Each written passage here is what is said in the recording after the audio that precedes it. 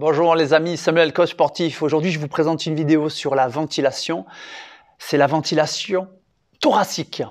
Donc, vous avez une position assise avec une colonne vertébrale bien alignée. Éventuellement, vous pouvez surélever les fessiers si vous avez des difficultés pour redresser la colonne vertébrale. Et vous pouvez également le faire allongé. Sachez ceci dit qu'en position assise, vous avez une incidence favorable sur la posture. La respiration se fait essentiellement par le nez, la respiration physiologique naturelle est donc par le nez. Pareil, si vous avez des difficultés, vous pouvez bien sûr respirer par la bouche.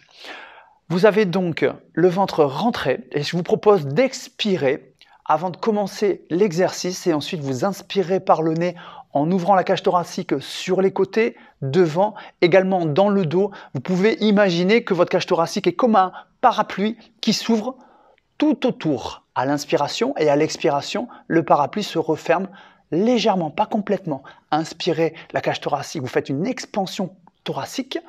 Expirez, les côtes se resserrent légèrement.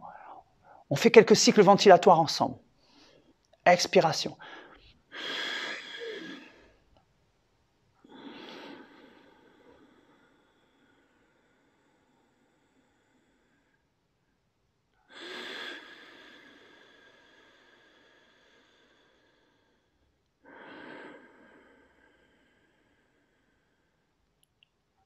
Lorsque vous faites cet exercice, vous ressentez la cage thoracique. Essayez de ressentir la cage thoracique qui s'ouvre des deux côtés pareil. Parfois, il y a un côté qui va tirer un peu plus que l'autre. Et il y a cette conscience en fait qui est posée sur le mouvement de la cage thoracique pour rééquilibrer la posture, réétirer correctement votre diaphragme, qui, je le rappelle, est le muscle principal de la ventilation.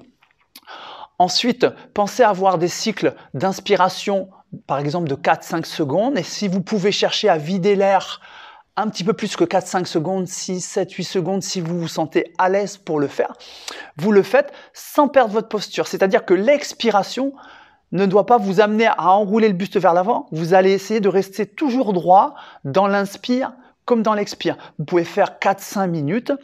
Et puis régulièrement, c'est en fait le fait de pratiquer quasiment quotidiennement.